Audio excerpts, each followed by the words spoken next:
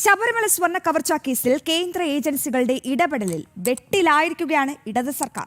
കേസിൽ അന്വേഷണം ഏറ്റെടുക്കാമെന്ന് ഇഡിക്ക് പിന്നാലെ CBI കൂടി നിലപാട് അറിയിച്ചതോടെ CPMലെ പല മുതിർന്ന നേതാക്കന്മാരുടെ മുഖം നഷ്ടമാകും. ഉണ്ണികൃഷ്ണൻ പോറ്റിയുമായുള്ള ബന്ധത്തിൽ ഇടത് വലത് മുന്നണി നേതാക്കന്മാർക്ക് ബന്ധമുണ്ടെന്ന വിവരം പുറത്തുവരുന്നതോടെ നിയമസഭാ തെരഞ്ഞെടുപ്പിലും ഇരു കൂട്ടർക്കും ഇത് തിരിച്ചടിയാകും. വിവരങ്ങളുമായി തലസ്ഥാനത്ത് നിന്നും ശാലിനി ചേരുന്നുണ്ട്. Shalini, good morning. ശാലിനി, എന്തായാലും ഈ ശബരിമല സ്വർണ്ണ കവർച്ചയിലെ അന്വേഷണം ആദ്യം മുതൽ തന്നെ ഇഴഞ്ഞു പോകുകയാണ്. ഇപ്പോഴും അങ്ങനെ തന്നെയാണ്.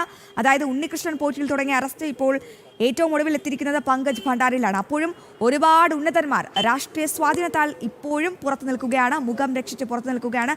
എന്തായാലും അതിന് നടക്കില്ല. കേന്ദ്ര ഏജൻസികൾ ഇവിടെ കർശനമായി ഇടപെടും. അപ്പോൾ എന്തൊക്കെ കാര്യങ്ങൾ, അന്വേഷണം ഏത് രീതിയിലാകും ഇനി അങ്ങോട്ട് മുന്നോട്ട് നീങ്ങുക? ശാലിനി.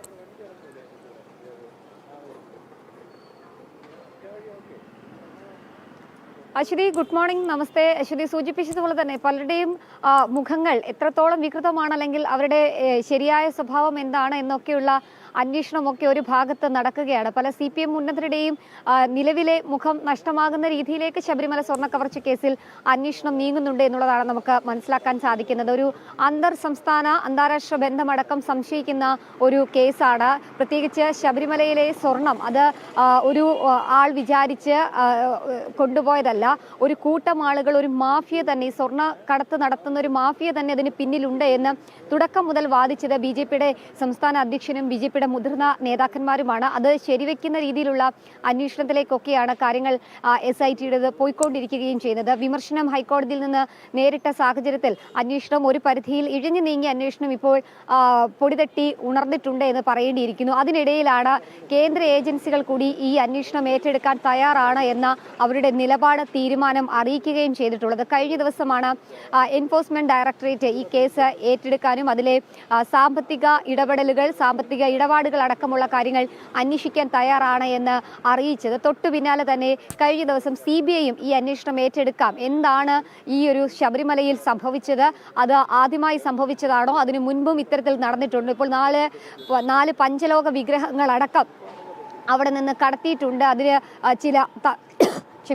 ചില വ്യക്തികൾക്ക്, ശബരിമലയിലുള്ള ഉദ്യോഗസ്ഥ തലത്തിലുള്ളവർക്കും ഒപ്പം തന്നെ ദേവസ്വം ബോർഡിലുള്ള ചിലർക്കും പങ്കുണ്ട് എന്നുള്ള തെളിവുകളടക്കം പുറത്തു വരുന്നൊരു സാഹചര്യമുണ്ട്. ആ ഘട്ടത്തിൽ CBI കൂടി അന്വേഷണം ഏറ്റെടുക്കാമെന്ന് കഴിഞ്ഞ ദിവസം ഹൈക്കോടതിയിൽ രേഖാമൂലം അറിയിക്കുകയും ചെയ്തിട്ടുണ്ട്. ഈ സാഹചര്യത്തിൽ സംസ്ഥാനത്തെ പല മുതിർന്ന CPM നേതാക്കന്മാരുടെ മുഖം നഷ്ടമായിക്കൊണ്ടിരിക്കുകയാണ് എന്ന് തന്നെ പറയേണ്ടിയിരിക്കുന്നു. ഒരു പരിധിവരെ ഈ കേസ് അന്വേഷണത്തിൽ നിന്നും ചോദ്യം ചെയ്യലിനുമൊക്കെ രക്ഷപ്പെട്ട് നിൽക്കുന്ന മുൻ ദേവസ്വം മന്ത്രി കടകംപള്ളി സുരേന്ദ്രൻ, ഒപ്പം തന്നെ മുൻ ദേവസ്വം ബോർഡ് അംഗങ്ങളായിട്ടുള്ള വിജയകുമാർ, ഒപ്പം തന്നെ ശങ്കർദാസ് അടക്കമുള്ളവർ ഒരു ഭാഗത്ത് രക്ഷപ്പെട്ട് നിൽക്കുകയാണ്. പക്ഷേ അവരൊക്കെ കേന്ദ്ര അന്വേഷണ ഏജൻസികളുടെ അന്വേഷണം കേരളത്തിലേക്ക്, പ്രത്യേകിച്ച് ശബരിമല വിഷയത്തിൽ എത്തുകയാണെങ്കിൽ ആ അന്വേഷണ സംഘത്തിന് മുൻപാകെ എത്തേണ്ടതായിട്ട് വരും. അവരുടെ സാമ്പത്തിക സ്രോതസ്സുകൾ, ഉണ്ണികൃഷ്ണൻ പോറ്റിയുമായിട്ടുള്ള ബന്ധമൊക്കെ അവിടെ പറയേണ്ടതായിട്ട് വരും. അങ്ങനെയാണെങ്കിൽ അത് കനത്ത തിരിച്ചടിയാകുമെന്നുള്ളതിൽ സംശയമില്ല. പ്രത്യേകിച്ച് തദ്ദേശ തെരഞ്ഞെടുപ്പ് കഴിഞ്ഞു, അതിന്റെ സത്യപ്രതിജ്ഞ ചടങ്ങുകളൊക്കെ കഴിഞ്ഞ് നിൽക്കുന്ന സാഹചര്യത്തിൽ നിയമസഭാ തെരഞ്ഞെടുപ്പിന് പടിവാതിൽക്കൽ എത്തി നിൽക്കുകയാണ്.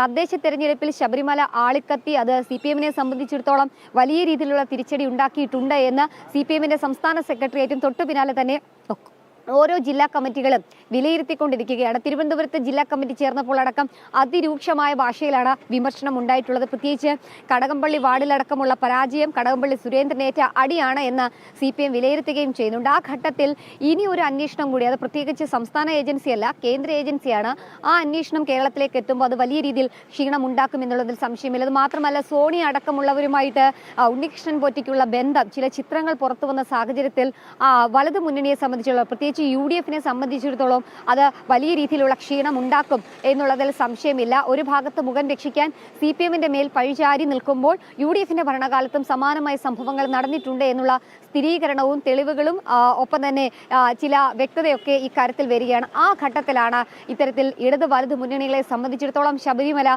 വലിയൊരു ചോദ്യചിഹ്നമായി നിൽക്കുകയും ചെയ്യുന്നത്. എന്തായാലും ഈ നിയമസഭാ തെരഞ്ഞെടുപ്പിന്റെ ഒരുക്കങ്ങളിലൊക്കെ ശബരിമല സ്വർണ്ണ കവർച്ച വലിയൊരു അന്താരാഷ്ട്ര കടത്ത് ഇതിന് പിന്നിലുണ്ടോ എന്നുള്ള സംശയം കൂടി ഈ അന്വേഷണ സംഘത്തിന് ഉണ്ട്. അപ്പോൾ ED വരുമ്പോൾ അതെല്ലാം സുതാര്യമായ ഒരു അന്വേഷണം പ്രതീക്ഷിക്കാം അല്ലേ? ഒപ്പം ഈ ചെന്നിത്തല പറഞ്ഞ ഡി മണി, അത് ആരാണ്? അദ്ദേഹത്തെ പറ്റി കൂടുതൽ വിശദാംശങ്ങൾ എന്തെങ്കിലും ലഭ്യമായോ ശാലിനി?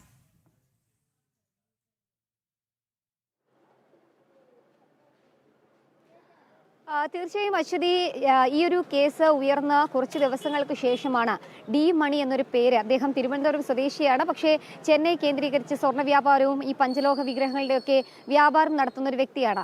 രമേശ് ചെന്നിത്തലയാണ് തുടക്കം മുതൽ ഈ പേര് ഉന്നയിച്ചത്. അതിന്റെ അടിസ്ഥാനത്തിലാണ് കഴിഞ്ഞ ദിവസം അദ്ദേഹത്തെ SIT സംഘം വിളിപ്പിക്കുകയും ഇതുമായി ബന്ധപ്പെട്ട ചില വ്യക്തത വരുത്തുകയും ചെയ്തത്. ഇതിന് പിന്നാലെയാണ് 4 പഞ്ചലോഹ വിഗ്രഹങ്ങൾ ശബരിമലയിൽ നിന്നും കൊണ്ടുപോയത് ഈ വ്യാപാരിയായിട്ടുള്ള ഡി മണിയാണ് എന്ന് സ്ഥിരീകരിക്കുകയും ചെയ്തിട്ടുള്ളത്. ഈ ഘട്ടത്തിൽ അന്വേഷണം ഡി മണിയിലേക്ക് പോവുകയാണ്. ആദ്യമായിട്ടാണോ അന്വേഷണം ഡി മണിയിലേക്ക് പോകുകയാണ്. അദ്ദേഹമാണ് ഈ പഞ്ചലോക വിഗ്രഹം കടത്തിയടക്കമുള്ള ചില നിർണായക വിവരങ്ങൾ പങ്കുവച്ചത്. രമേശ് ചെന്നിത്തല മൊഴിയിലാണ് ഈ ഡി മണിയെ പറ്റിയുള്ള കൂടുതൽ വിവരങ്ങൾ അന്വേഷണ സംഘത്തിന് ലഭിച്ചത്. എന്തായാലും ED വരും. കൂടുതൽ സുതാര്യമായ ഒരു അന്വേഷണം പ്രതീക്ഷിക്കാമെന്നാണ് ശാലിനി പങ്കുവച്ച വിവരം. ഒപ്പം ഇടത് വലത് മുന്നണികൾ വെട്ടിലാകും. കാരണം കേന്ദ്ര ഏജൻസികളാണ് എത്തുന്നത്. പലതിനും ഉത്തരം പറഞ്ഞേ പറ്റൂ, ഉത്തരം പറയിപ്പിക്കും.